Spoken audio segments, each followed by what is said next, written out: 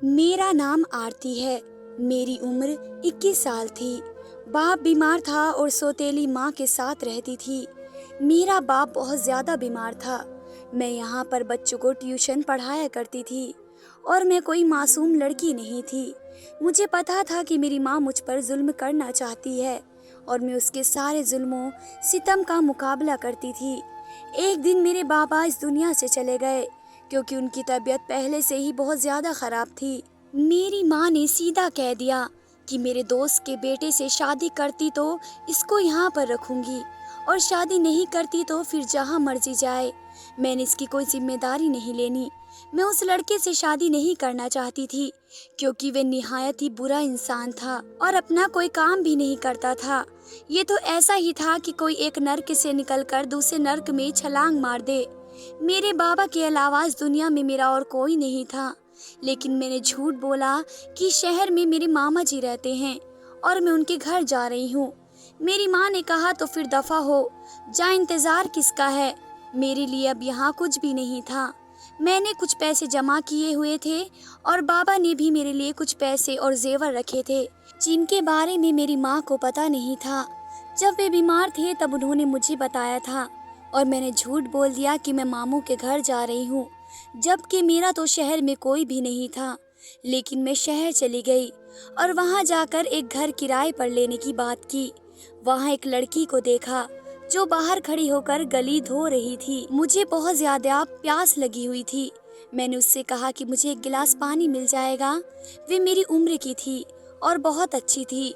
उसने मुझे फौरन पानी ला कर दिया और पूछा क्या आप अकेली हैं। मैंने उसको बताया कि मैं बहुत दूर से आई हूँ।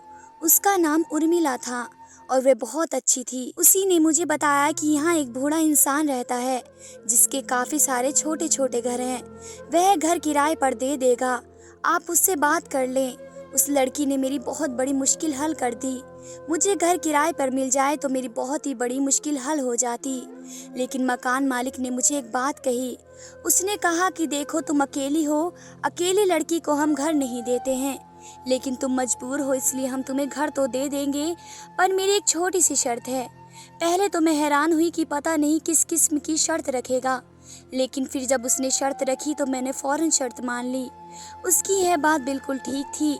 अकेली लड़की को घर नहीं मिलना था। ये मोहल्ला ठीक लग रहा था, यहाँ के लोग शरीफ लग रहे थे, इसलिए मैंने उसकी बात मान ली।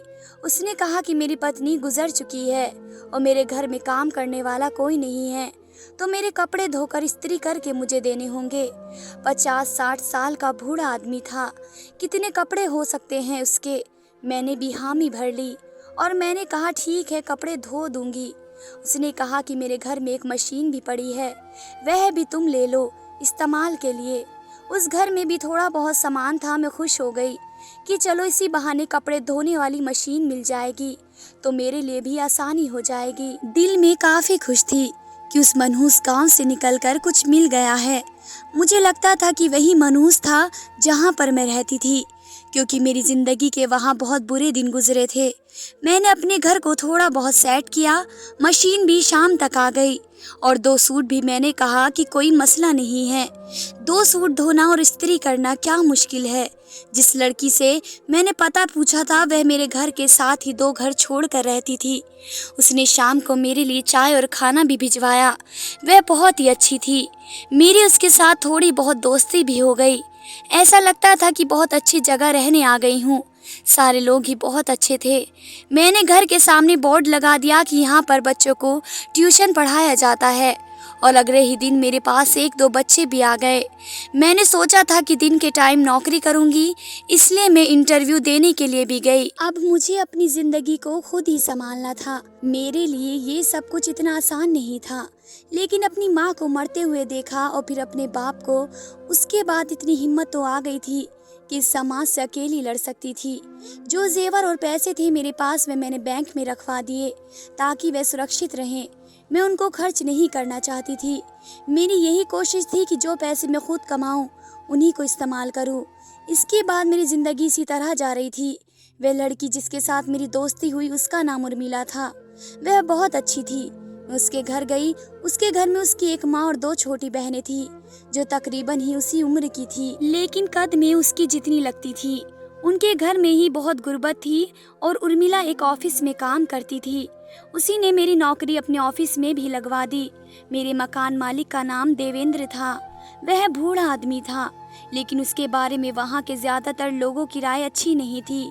सब कहते थे कि बड़ा ही फिजूल आदमी है। अपने जमाने में जब जवान था तो उसका बहुत सी औरतों के साथ चक्कर था।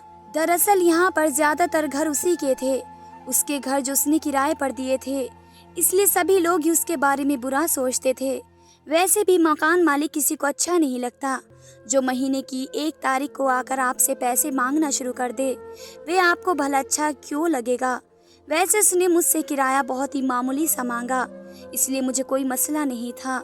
एक दिन वह उसके कपड़े धो रही थी, जब उसके कपड़ों में से मुझे 500 का नोट मिला। पहले मैंने सोचा कि मैं ये वापस कर दूं, फिर सोचा कि नहीं, रहने देती हूँ। मेरा भी तो कोई हक बनता है, मैं उसके कपड़े धो रही हूँ। अगर मांगेगा तो कह दूंगी कि हाँ मिले थे, साइड पर रखे थे, भूल गई थी। और अगर नहीं मांगेंगे तो मैं उसे अपने पास रख लूंगी। वैसे इतना अमीर आदमी था, 30 घर थे उसके और सब के सब किराए पर दे रखे थे। उसे क्या परवाह कि 500 का एक नोट कहाँ कहाँ गया, इसलिए मैंने वे पैसे अपने पास ही रख लिए। 2-3 दिन तक तो मैं सोचती रही कि कहीं पूछ ही ना ले, वापस कर देने चाहिए, वरना सोचेंगे कि किस लड़की पर भरोसा कर लिया, इसको अपना घर दे दिया। 500 के पीछे इसने अपनी औकात दिखा दी, लेकिन उसने ऐसा कोई भी सवाल नहीं किया और उसके बाद मैं भी बेफिक्र हो गई। फिर मुझे उसके कपड़ों में से और ज़्यादा पैसे मिलने लगे और मैं वे पैसे भी अपने पास रख लेती। मैं खुश थी कि चलो अच्छी बात है, मेरी मेहनत की कमाई है। आखिर में उसके कपड़े धोती थी और उसके सारे कपड़े ही सफ़ेद रंग के होते। एक दिन सुबह सुबह शोर पर आँख खुली। मोहल्ले में काफ़ी शोर हो रहा था। 2 लोग आपस में झगड़ा कर रहे थे, एक दूसरे को बड़ी बड़ी गालियां दे रहे थे। मुझे लड़ने की आवाज़ों से बहुत डर लगता था। मेरी सौतेली माँ भी मेरे बाप के साथ लड़ती रहती थी, उनकी बीमारी का भी लिहाज नहीं करती। मुझे लड़ने झगड़ने की बातों से डर लगता और मेरा दिल बैठ जाता, लेकिन बात क्या हो रही थी ये मुझे समझ नहीं आया। बाद में मैंने उससे पूछा कि क्या बात है, तो उसने कहा कि एक घर से जवान लड़की गायब हो गई है, उसी के लिए सब शोर मचा रहे हैं। एक आदमी कह रहा था कि दूसरे घर के लड़के ने उस लड़की को भगाया है, क्योंकि वे दोनों साथ रहते हैं। लेकिन ये भी तो हो सकता है कि वे लड़की खुद ही किसी के साथ चली गई हो, क्योंकि आजकल तो ये सब कुछ बहुत ज्यादा हो रहा है। मैंने उससे पूछा कि क्या वह लड़की ऐसी थी, क्योंकि तुम तो शायद उसको जानती होंगी।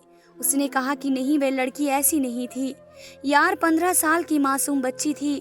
लेकिन आजकल कहाँ पता चलता है कि कौन बच्चा है, और आजकल तो छोटे छोटे बच्चों की भी हालात बड़े खराब हैं। लेकिन वे तो ये सोचकर भी परेशान हो रही थी कि बेचारी बच्ची के घर वालों का क्या हाल हो रहा होगा। उसके बाद भी पुलिस 2-3 दफा मोहल्ले में आई और सारे मोहल्ले वालों से पूछताछ की। मुझसे भी पूछा, मुझे भी कहा कि आप अकेली रहती हैं, तो मैंने कहा कि हाँ मैं अकेली रहती हूँ। वे मुझे अजीब नज़रों से देखने लगे, लेकिन वहाँ पर मकान मालिक आ गया और उसने कहा कि अकेली रहती हैं, लेकिन ये भरोसे वाली लड़की है, मैं इसके माँ बाप को जानता हूँ। उसने मेरे लिए झूठ बोला मुझे बचाने के लिए। ये बात मुझे बहुत अच्छी लगी। बाद में मैंने उसका धन्यवाद किया और मैंने कहा कि आपकी बड़ी मेहरबानी। उसने कहा कि तुम अकेली रहती क्यों हो।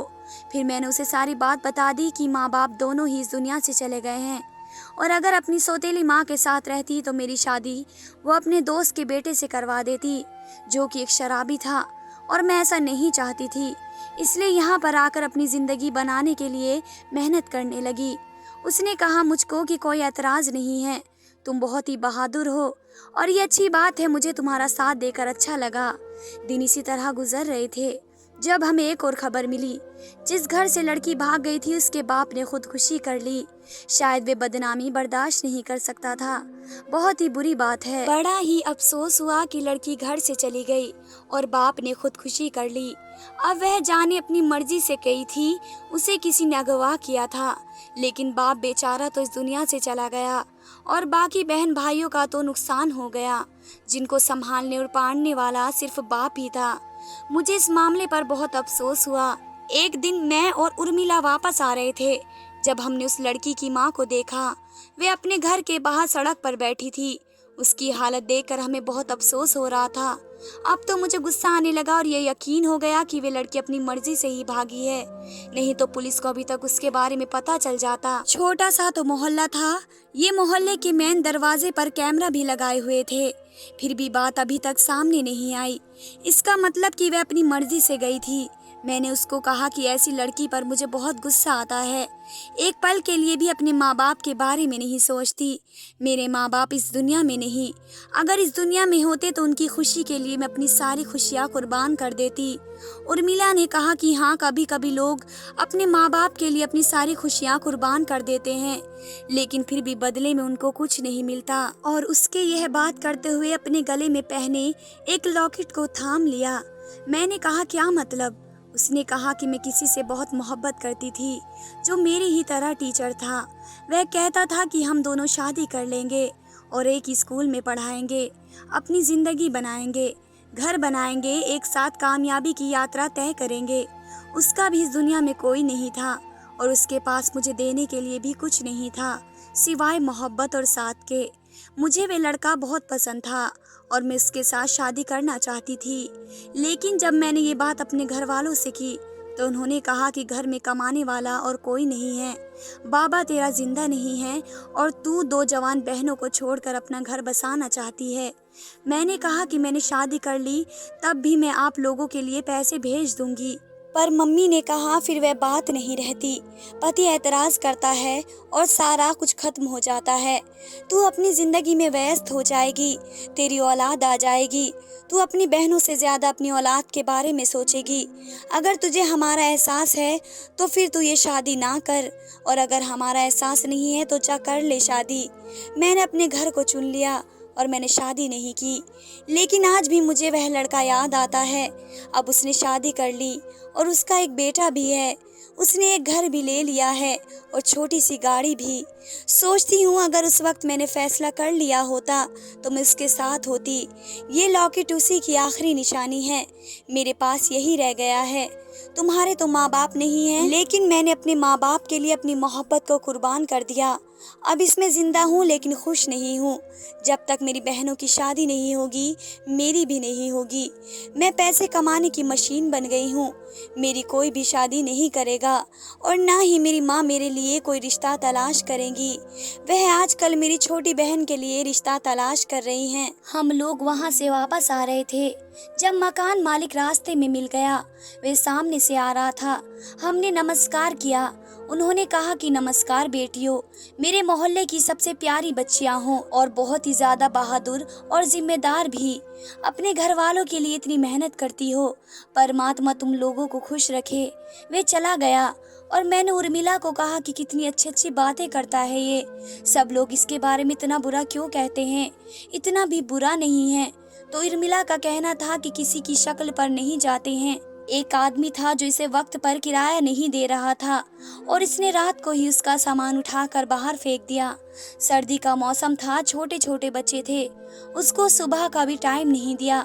मैंने कहा कि हो सकता है कि उसने पहले उसको बहुत टाइम दिया हो। आखिर उन लोगों को भी तो समझना चाहिए, घर किराए पर दिया जाता है, आपके हवाले तो नहीं कर दिया जाता। घर का अगर टाइम पर किराया नहीं देंगे तो मकान मालिक का तो दिमाग खराब होगा ही ना।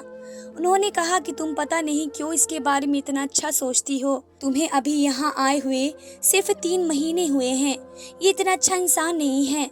मैंने उसको कहा कि जब तक अच्छा है तब तक अच्छा है, वैसे भी हमने कौन सा इसके साथ कोई रिश्तेदारी बनानी है। अगर वह हमें हंसकर बुलाए तो हम भी हंसकर बोलेंगे, कल को हमें इसकी जरूरत भी तो पड़ सकती है ना, कभी कोई मजबूरी हो तो 1 महीने की मोहलत तो देगा। उर्मिला ने कहा कि शायद, लेकिन उसके बारे में ज्यादा नहीं कहा। शाम का वक्त था, वह अपने घर चली गई और मैं उसकी जिंदगी के बारे में सोचती रही कि क्या जिंदगी है उसकी, घर वालों का कब तक करेगी।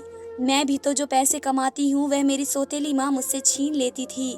मुझे उस वक्त बहुत बुरा लगता, लेकिन वह तो मेरी सौतेली माँ थी, उससे मुझे ये उम्मीद थी, लेकिन ये तो उसके अपने थे, फिर भी उसके साथ ऐसा कर रहे थे। बुरा तो उसको भी बहुत लगता होगा, पर बेचारी चुपचाप सब कुछ बर्दाश्त कर रही थी। मैंने उसके लिए प्रार्थनाएं की, जितनी दफ़ा भी मैं पूजा अर्चना करती मैं उसके लिए प्रार्थना करती, क्योंकि मैं उसके लिए सिर्फ प्रार्थना ही कर सकती थी। सुबह हुई तो फिर एक शोर पर मेरी आवाज़ खुली। मैंने कहा कि भगवान खैर करे, अब क्या हो गया। मैं बाहर आई और सामने का मंजर जल्दी ही समझ गई, क्योंकि जो कुछ हो रहा था वह 2 घर छोड़कर हो रहा था। और ये देखकर मेरे कदमों तले ज़मीन निकल गई कि उस दफ़ा जो लड़की गायब हुई वे और कोई नहीं बल्कि उर्मिला थी। मेरे कदमों तले ज़मीन निकल गई और मैंने फ़ौरन उसके माँ बाप और बहनों से पूछा। उन्होंने कहा कि रात तो घर में ही थी, लेकिन सुबह से गायब है। हमें एक खत भी मिला है जिसमें लिखा है कि मैं यहाँ नहीं रहना चाहती हूँ, ये सब कुछ छोड़ कर जा रही हूँ। मैं हैरान रह गई, ऐसा नहीं हो सकता। अगर वैसा करना चाहती तो बहुत पहले कर चुकी होती। उन्होंने मुझसे पूछा कि तुमसे क्या बात हुई थी। मैंने कहा मुझसे कोई बात नहीं हुई। हम साथ तो गए थे और वहाँ से सीधा वापस आ रहे थे। रास्ते में मकान मालिक से भी मिले। उसने कहा कि उस वक्त तो सब कुछ ठीक लग रहा था, फिर जाने लड़की कहाँ चली गई। मुझे लगा कि उसकी माँ इस बात पर रोएगी कि मेरी बेटी गायब हो गई है और अब पता नहीं कैसे मिलेगी, लेकिन वे तो ऐसी बात कर रही थी कि हमारा मुंह काला करवा कर चली गई है और अब हमारा तो कमाने वाला कोई भी नहीं, हमें तो बर्बाद करके चली गई है। पता नहीं कहाँ चली गई, किसके साथ मुंह काला करने के लिए गई। मुझे बहुत अफसोस हुआ। उसको तलाश करना शुरू कर दिया और पुलिस स्टेशन में भी गई, बयान भी दिया और उनको कहा कि कुछ करें, लड़की को तलाश करें। वे मेरी दोस्त है, मैं उसके लिए बहुत परेशान थी, लेकिन दिन पर दिन गुजरता चला जा रहा था और उसकी कोई खबर नहीं मिल रही थी। मुझे यकीन था कि वे किसी के साथ नहीं गई, उसे किसी ने अगवा किया था, क्योंकि उसकी जिंदगी में कोई था ही नहीं। अगर कोई होता तो वह मुझे ज़रूर बताती। इसी तरह दिन गुजरते चले गए और मेरी परेशानी बढ़ती चली गई और उसका ख्याल मेरे दिल से निकलता ही नहीं, क्योंकि हम एक जगह काम करते थे, एक साथ आते जाते थे। हमारी दोस्ती बहुत पक्की हो गई थी, एक दूसरे के दुख दर्द से वो पहचान चुके थे, एक दूसरे को सब कुछ बता दिया था। मकान मालिक के कपड़े अक्सर शाम 5 बजे के बाद आते। मैं उस वक्त फ्री होती, जल्दी जल्दी कपड़े धो देती, क्योंकि मैं नहीं चाहती थी कि मुझसे कोई बात करे कि तुमने अभी तक मेरे कपड़े क्यों नहीं धोए। जब मैं बैठी उर्मिला के बारे में सोच रही थी, मेरी आंखों में आंसू भी थे। तभी एक बच्चा कपड़ा पकड़ा कर चला गया। मैंने जल्दी जल्दी सर्फ घोल दिया और कपड़ों को धोने से पहले उनको चेक करने लगी। ये बात मुझे मेरी माँ ने सिखाई थी कि कपड़े धोने से पहले उनकी जेबों को चेक कर लेते हैं, हो सकता है उसमें कोई पैसा या कोई ज़रूरी कागज़ रह गया हो। इस दफ़ा जब मैंने जेब चेक की तो मेरे हाथ में एक ऐसी चीज़ आई कि मैं उसे देखकर हैरान रह गई। ये पैसे नहीं थे, लेकिन वो जो भी चीज़ थी, जब मैंने उसे हाथ में पकड़ा तो महसूस कर लिया था। अपनी आंखों से देखा तो मेरे कदमों तले ज़मीन निकल गई, मेरे हाथ पांव कांपने लगे और मैं बुरी तरह घबरा गई। मेरा गला भी सूख गया और मेरी आवाज़ ने भी मेरा साथ छोड़ दिया। मैंने वे कपड़े एक तरफ फेंक दिए और जल्दी जल्दी अपना सामान बांधने लगी, क्योंकि मुझे यहाँ से जल्द निकलना था, मुझे यहाँ से दूर भागना था, नहीं तो मेरी जान को भी खतरा था। क्योंकि जो चीज़ मुझे मकान मालिक की जेब से मिली वे कुछ और नहीं बल्कि उर्मिला की एक चैन थी, जो वह हमेशा अपने गले में पहना करती थी। उर्मिला की चैन उसकी जेब से निकलने का यही मतलब था कि उसी ने उर्मिला को अगवा किया। उर्मिला हमेशा अपने गले में पहना करती थी। उसको कहना था कि ये उसी लड़के की निशानी है जिससे मोहब्बत करती थी। वह तो मेरी ज़िंदगी से चला गया, लेकिन उसकी निशानी को मैंने हमेशा अपने गले से लगा कर रखने की कसम खाई है। मेरी आंखों में आंसू भी आ गए। मुझे फ़ौरन ये बात पुलिस को बतानी चाहिए थी, लेकिन पहले मुझे यहाँ से निकल जाना चाहिए था, क्योंकि अगर उसे याद आ जाता कि वह चीज़ उसके कपड़ों में थी और वह कपड़े यहाँ पर आए हैं तो सबसे पहले वे मेरे ही घर पर आता।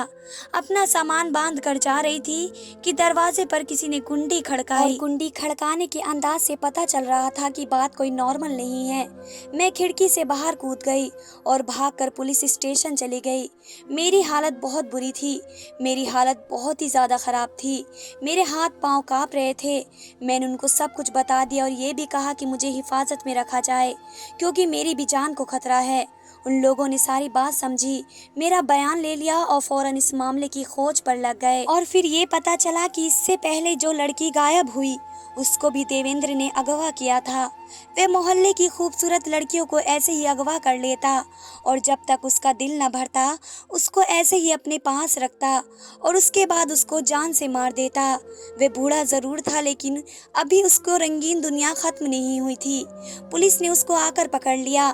उस पहली लड़की को तो बचा ना सके, वह इस दुनिया से जा चुकी थी, लेकिन उर्मिला को बचा लिया गया। उसके जिस्म में सिर्फ चंद सांसें थी और उसकी इज्जत भी लुट चुकी थी, लेकिन उसको बचा लिया गया। उसकी माँ ने उसे घर में रखने से इनकार कर दिया और कहा कि ये मेरे घर में नहीं रहेगी, नहीं तो इसकी वजह से मेरी बाकी बेटियों के भी रिश्ते नहीं आएंगे। मैं उसको अपने घर ले आई। उसकी हालत बहुत बुरी थी। 7-8 महीने तक भी वह ठीक नहीं हो रही थी क्योंकि ठेस उसके दिल पर लगी थी। किसी तरह मैंने उसे संभाला और जिंदगी की तरफ वापस ले आई और उसके बाद उसे अपने साथ वहां से ले गई। हम लोग दूसरे शहर में चले गए और अब हम लोग साथ रहते हैं। वह पहले जैसे नहीं रही, वह भी जिंदगी की तरफ वापस नहीं आती। वह जिंदा तो है लेकिन वह जी नहीं रही है। उसको देखकर बहुत बुरा लगता है। उसे बचा तो लिया पर कोई फायदा नहीं हुआ, लेकिन डर जाती है जब मुझे ये पता चलता है कि वह भी इस दुनिया से चली गई है। इसलिए कम से कम वह मेरे साथ तो है। जिंदगी इसी तरह गुजर रही है। हम दोनों एक दूसरे का सहारा हैं। दुनिया में ऐसे भी जालिम लोग होते हैं। सोचती हूँ कि उसका बहुत बुरा अंजाम होना चाहिए ताकि दोबारा कभी वह किसी की बेटी के साथ ऐसा ना कर सके। धन्यवाद दोस्तों।